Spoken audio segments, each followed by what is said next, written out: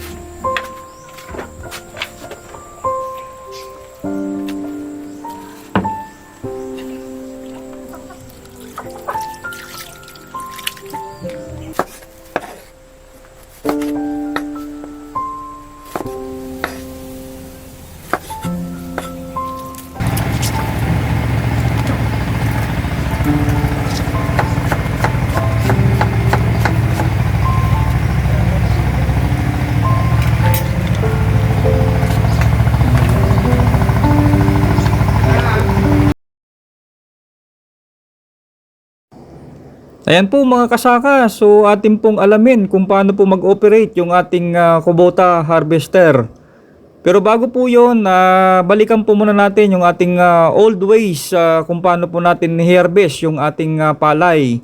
So yan po yung pamamaraan natin nung sinaunang panahon bago po lumabas yung harvester.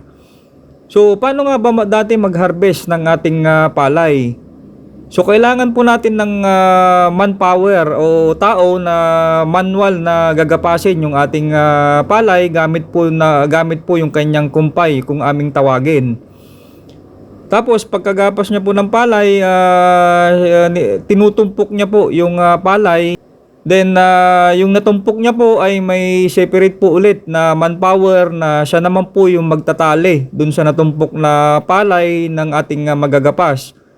Pagka natali na po yung ating palay, may separate po ulit na tao na siya naman po yung magbubuhat ng mga nataling palay dun sa malapit sa daan kung saan po sila magti-tracer. Dito naman po sa ating pagti-tracer, kailangan po natin dyan ng 7 tao. So kung makikita nyo po dyan, mayroon pong isang tao na siya po yung naglalagay ng mga nataling palay dun sa tracer. Then mayroon pong isang tao ulit na siya naman po yung nag-aabot ng nataling palay dun sa naglalagay po ng palay dun sa tracer. Tapos separate po ulit yung naglalagay naman po ng palay dun sa timba. Pag napuno na po yun, sa kanya naman po nilalagay dun sa sako. So another manpower po ulit na tagahawak po ng sako kung saan po nilalagay ng yung ating nagigiling na palay ng tracer. Then mayroon pong isang ulit tao naman na separate dun sa tracer na kanyang yung mga pinifilter out po ng tracer, inuulit po nilang nilalagay para po magiling na maayos yung palay. Tapos mayroon pong isang tao ulit na separate na tagatali po ng palay, at mayroon po siyang yung tagatali ng palay, mayroon po siyang nakaabang na isang tao pa na katulong niya magbubuhat dun sa natali niyang palay. Okay, so proceed na po tayo kung paano po mag-operate yung ating harvester. So kung mapapansin nyo po sa ating harvester, ang manpower niya po ay mayroon po siyang isang operator at mayroon po siyang dalawang manpower sa bagger. Dito po sa may baggeran, bago po mag-operate or lumusong yung harvester natin sa bukid, so naglalagay na po sila ng sako. So maliban po sa sako, sa may baggeran, ano pa po yung mga ibang kailangan? So kailangan po nila ng dagom or yung needle. Yung needle po na yan, ayan po yung ginagamit nilang pangtali so, sa sako. So maliban po sa needle, kailangan po nila ulit ng panali, yung po yung tinatawag naming liting. Ayan. Okay, so ganito po mag-operate yung ating harvester. Dito po sa kanyang harapan, nandyan na po yung nandyan na po yung mga blade niya. So yan na po yung magagapas ng palay. So kung titingnan nyo po ay napakalawak po ng kanyang blade. So malawak po yung sakop niya or malawak po yung kanyang magagapas. Unlike po dun sa tao kanina na manual na naggagapas, so malayong mabagal po yun dahil iisa lang po yung kanyang kumpay. Then pagka nagapas na po, nakain na po ng harvester or nagapas na po ng harvester yung ating palay, diretso na po doon sa kanyang tracer na nandun naman po yung ating dalawang bagger na diretso na po sa sako yung nagagapas ng ating harvester. At pag napuno na po yung sako, so tinatali na po nila yung sako. So minsan po yung pagtali po ng sako, medyo mabilisan po yan kasi depende po sa kung gaano po kakapal ng butil ng iyong palay. Pagka makapal po yung butil ng iyong palay, kailangan po mabilis po yung nagtatali ng ating sako para hindi po sila maabutan ng para hindi mapuno yung tracer. Then pag napuno na po yung sako sa may baggeran, inuhulog na po nila yung mga kinaban na siya naman po ang bubuhatin ng mga nagkakaryada sa traktora para ikamada dun sa malapit sa daan. Ayan, so ganyan lang po. Mas easiest way, mas mabilis po yung trabaho ngayon ng ating modern na harvester compare po yung dating mano-mano po yung ating pag-harvest ng ating palay. Okay, ano naman po yung mga kailangan nating peripherals para may travel natin ng maayos yung ating harvester. So unang-una kailangan po natin dyan na yung ating trailer bed. Yan po yung tawag namin dyan. Yung trailer bed po ay dyan po sinasakay yung ating harvester. So ang naghahatak po dyan sa trailer bed na yan ay kailangan po natin ng traktora or yung mga iba naman ang ginagamit nila pickup or yung kanilang elf. Ayan, so pagka trinable po natin yung ating harvester, kailangan po may mag-guide po na tripulante kasi minsan ang challenge po dyan ay yung mga dinadaanan natin ay masikip. So kailangan po may mga mag-a-assist po sa ating tripulante para siya po yung magka-traffic. Pag nakarating na po tayo sa ating destination, tatanggalin na po yung ating maliit na trailer kung sa likod ng trailer bed. At ibababa na po yung ating harvester. Pag naibaba na po yung ating harvester, tatanggalin na po nila yung trailer bed sa traktora. At isasalpak naman po nila yung maliit na trailer para naman po sa pagkakaryada po nila ng mga kinaban, pagbubuhat po nila ng kinaban from dun sa bukid papunta po dun sa malapit sa daan kung saan po nila kakamadahin yung mga na-harvest na palay para naman po sa paghahakot naman po ng buyer.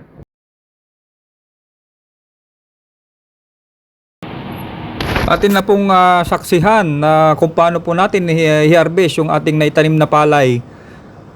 Pero bago po yan, bago po tayo mag-harvester, so nais ko po munang ipakita yung ating palay nung siya po ay green pa lang yung kanyang kulay.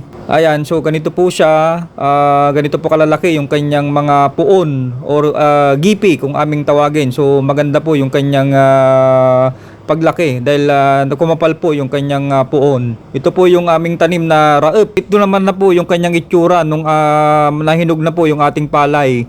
So ito na po yung ating schedule para sa kanyang harvest. So ganito na po kalalaki yung kanyang butil.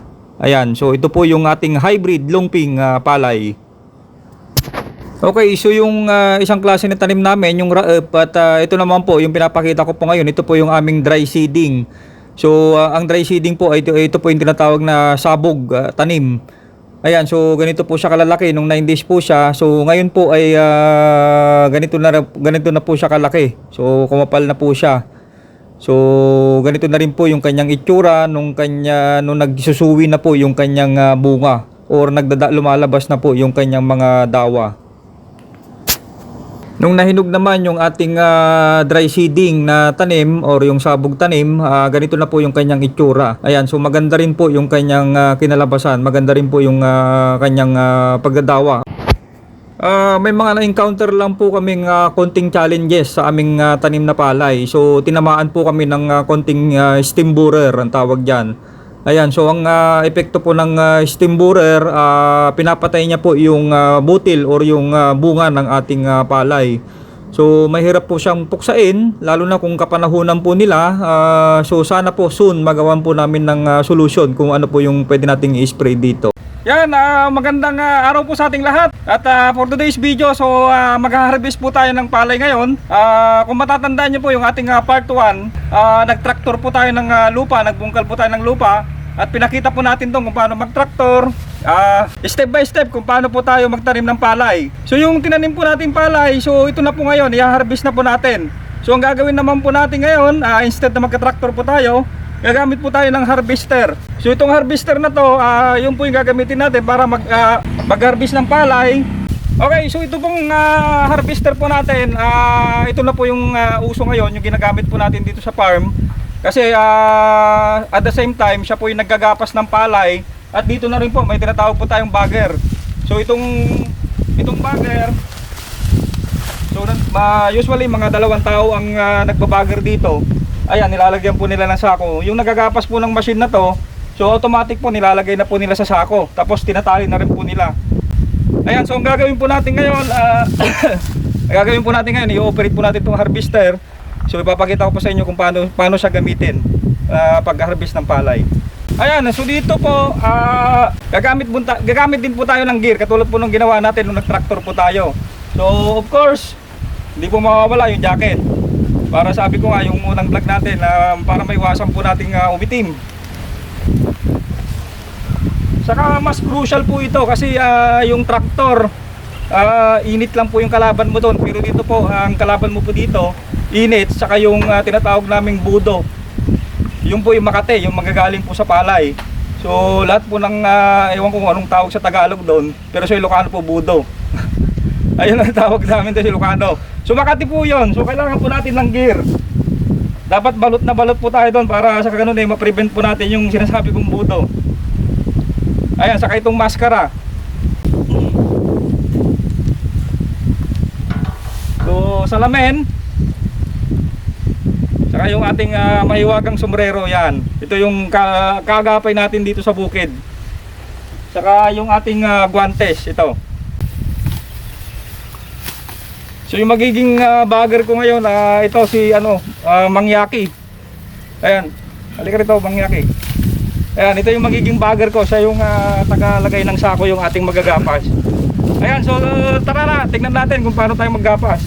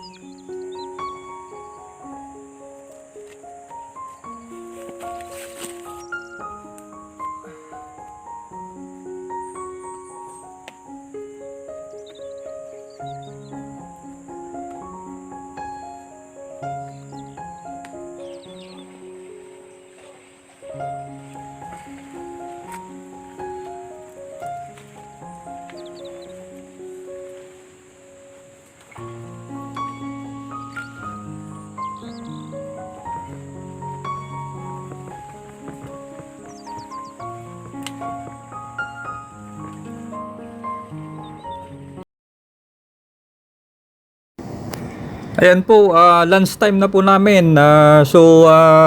Dahil maganda-ganda po yung presyo ng palay ngayon at maganda-ganda naman po yung result ng ating hinaharvest na palay.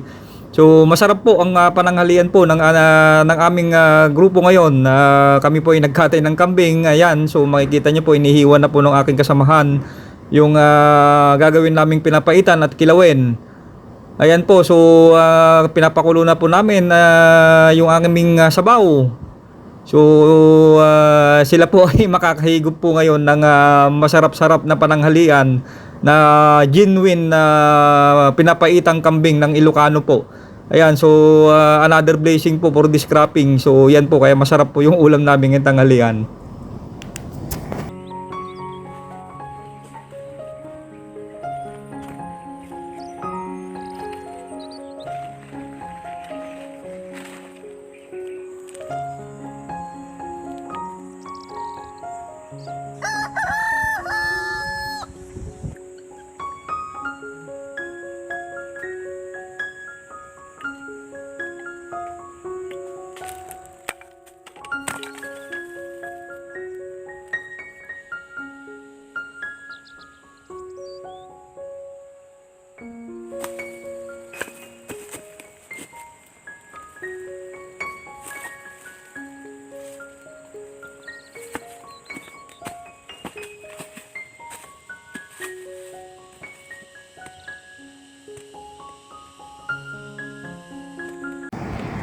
Okay, proceed na po tayo sa ating exotic food.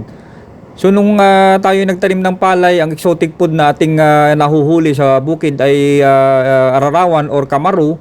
Dito naman sa pag-harvest natin ng palay, ang pwede naman nating mahuli ngayon dito na exotic food ay palaka. So mayroong daga ng bukid.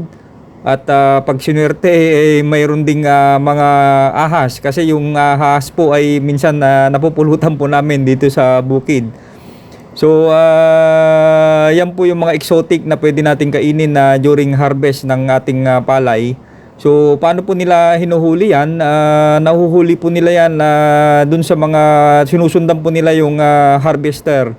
So doon po sa harvester, doon po naglilitawan yung mga dagang bukid at yung ating palaka. Ang paghuli po nila ng dagang bukid at palaka ay mano-mano po nilang hinahabol. So hinahabol po nila yan, gumagamit po sila ng mga dayami sa kanilang mga kamay at yun po yung pinanghuhuli nila sa dagang bukid at yung ating palaka. Usually pagkatapos po ng aming harvester operation sa maghapon, so pagretira po namin after po namin magtrabaho, so ito na po yung aming inaasikaso. So niluluto po namin ito. At siya na rin po yung aming pinupulutan. So unang-una po gagawin po namin dito ay lilinisin po namin muna. Lilinisin po muna namin. So ito po yung way kung paano po nating linisin itong ating palaka at dagang bukid. Pag nalinis na po yung ating dagang bukid at ating palaka ay nag-aayos na po itong aking kasamahan ng paglulutuan po namin.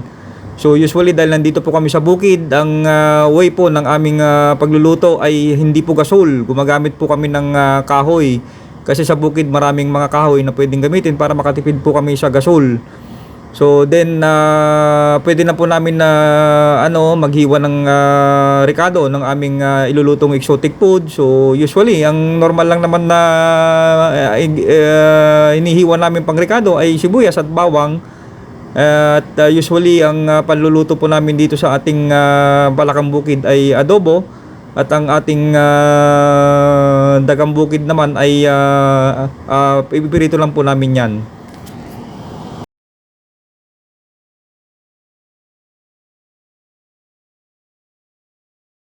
Ang pagkakaryada naman po ng traktora or pagbubuhat po ng mga kinaban na harvest po ng ating harvester ay mayroon po siyang 5 manpower. So mayroon po dyan yung isa ay operator po siya, then yung 4 po ay tagabuhat po ng mga kinaban papunta po dun sa trailer. Ang pagkakaryada po ay hindi lang po basta-basta sila biyahe ng biyahe. So depende po yung laman ng kanilang trailer. So usually yung mga normal na laman ng trailer namin ay nasa 30 kabans. So mangyayari doon, binibilang po nila yung kinaban kung ilan na. Kung nasa 30 na yung kinaban, so saka po sila ulit puproceed para magkarga po ng mga kinaban. So usually ang pagkakaryada po ay binubuhat po nila yung kinaban, dinadala po nila doon sa malapit sa kalsada kung saan po accessible yung truck ng buyer. At doon po sila maghahakot at magtitimbang. So usually po ang mga truck po ng buyer ay medyo malalaki po. May forward, so mayroon din naman po silang elf na ginagamit pang dukot ang tawag po nila doon. So pandukot, ibig sabihin kung hindi po magkasya yung kanilang forward truck doon sa daanan, so elf po ang pumapasok para dukutin po or ikarga po yung mga kinaban doon sa loob po ng bukid na masisikip po ang mga daanan. Dito naman po sa pagtitimbang at paghahakot ng mga kinaban ng buyer, so pag marami nang nakamada ang ating nagkakaryada sa traktora, so magdi-decide na po yung buyer na simulan na po yung pagtitimbang ng mga kinaban. So dito po sa pagtitimbang ng mga kinaban at paglalagay po ng mga kinaban sa forward or truck ng buyer, so ang kailangan pong manpower dito, so mayroon pong dalawang tagalista doon sa tinitimbang po na kinaban. So usually isa yung may-ari at isa po yung representative ng buyer. Dalawa po yung kanilang listahan para sa ganun bandang huli itutugma nila yung computation nila kung tama at walang discrepancy nung kanilang tinitimbang na kinaban. Ang way ng tagalista sa kilos ng kinaban ay nilalagay po nila by 5. Ayan, so 5 kabans, saka po nila ito total, then proceed po ulit sa second row, 5 kabans po ulit. So para mas madali po siyang i-compute. So sa nagtitimbang naman, kailangan po dito ng dalawang manpower at isang manpower po ang magbibigay naman magdadala naman or magbibigay ng kinaban sa dalawang nakapwesto naman sa loob ng truck na nagkakamada po ng mga kinaban sa kanilang forward. Ang pagtitimbang po ng mga kinaban ay usually minsan inaabot na po hanggang gabi yan. Depende po sa karami ng mga iyong i-harvest. So minsan challenge po sa amin yan kasi ang ilaw po lang po namin ay ilaw ng traktora o kaya ilaw ng cellphone. So pagka natapos na po yung pagtitimbang, paghahakot at nagtugma na po yung computation ng may-ari ng nagbebenta at yung representative po ng buyer, so dito na po mismo magkakaabutan ng pera. Kaya minsan ito po yung isang kinakakaban ng mga nagbebenta ng palay kasi nasa loob gitna ka ng bukid. So mahirap po, baka mamaya may mga hindi natin masamang loob na pwedeng mag-steal sa yung pera. Kaya ito po yung dinadahilan ko pagka kumukuha po ako ng PTC4 ng aking unit. So affidavit of possible threat kasi hindi naman po nagbabayad ang buyer sa bangko. So cash to cash po nila binibigay yan kahit nasa gitna ka po ng bukid. During harvest operation ng palay, pinagdadasal po ng mga magsasaka na sana wag munang umulan. Kasi maliban po dun sa hindi pwedeng harvest ng harveste yung palay pag umuulan, at let's say na harvest mo naman na po at nakamada mo na po sa may daan at nandyan na po yung ulan, bawal din po siyang mabasa. So tinatakpan po namin ng tolda yan hanggat wala pa yung buyer. Kasi sariwa po namin binibenta yung aming palay, hindi po dapat maabutan ng kinaumagahan dahil nagmumura na po yung presyo niya. So minsan po yung mga buyer pagka nandyan na po yung ulan, nadidelay po yung kanilang pagdating. So yun po yung mga isang challenge na aming dinadanas dito sa bukid habang during harvest time ng aming palay.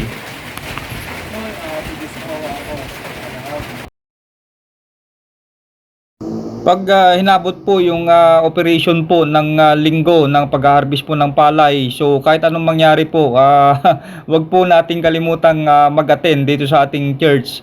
para sa ganun makahingi tayo ng gabay sa mga challenges na ating nai-encounter sa ating farm business.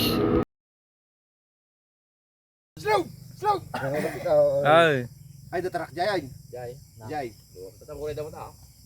Sige. Tibay. Oh, look. Dilog. Ay. Kinabulakan na. Ay.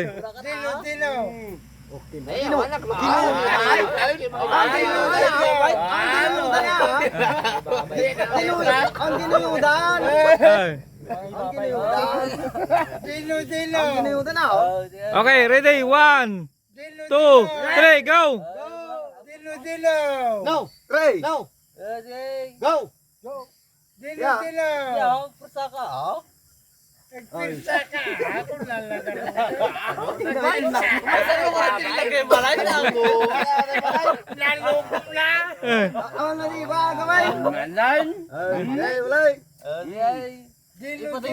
Ay. 3, 2, 1, go!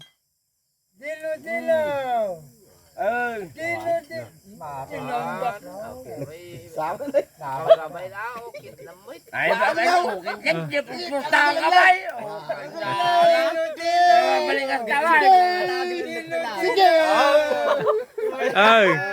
100. Nangabalik dinaw. Utang ko ng bigat. Ay.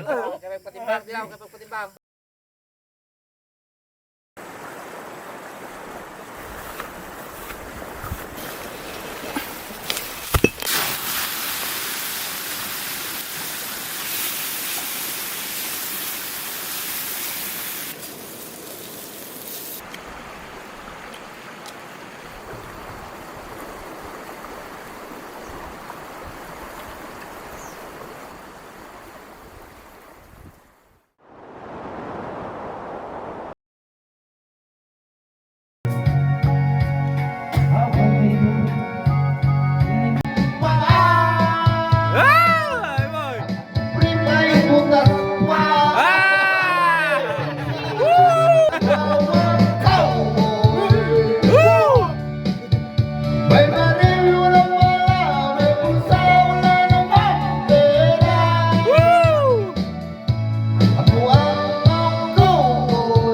Woo!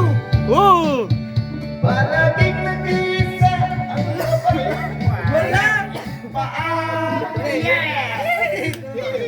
Double time! Oh, may call niya ako ah.